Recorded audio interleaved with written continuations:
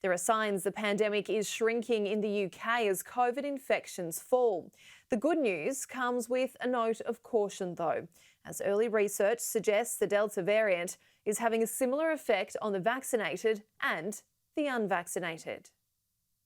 The Edinburgh Fringe is back and it's another sign of a step towards normality. Well, almost. This year's programme includes online shows for the first time ever. But there are definite signs. The pandemic is shrinking. The R number has fallen below 1 for the first time in months.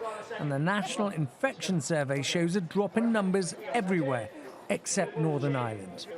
These are promising numbers. There are reasons to be hopeful now. I don't think it's too early to be hopeful and optimistic, but I think we still got to be a bit careful. It's good news as far as it goes. What it doesn't really tell us about is what's going to happen in the future. There is room for cautious optimism. The downward trend in infections comes as society opens up and we adjust our post-lockdown behaviours. The Social Impact Survey from the ONS found that last week 53% of adults said they always or often maintain social distancing. That's down from 61% the week before. In the same week, more than 6 in 10 adults said they'd met up indoors with someone not in their household. But in that week, 92% of adults said they wore face coverings when outside their homes. That's quite close to the 95% from the week before. The vaccine rollout has been credited with driving this fall in infections. This is the latest government ad targeting young people.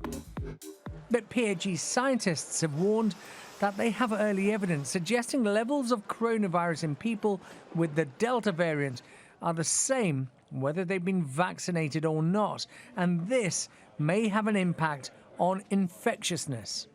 I think it's very important to emphasize that actually this doesn't mean that the vaccine is completely ineffective in stopping people being hospitalized. Although the initial viral loads in the first phases of infection are quite similar, and that's a bit disappointing, it looks like in many people who have been vaccinated, the virus disappears very fast.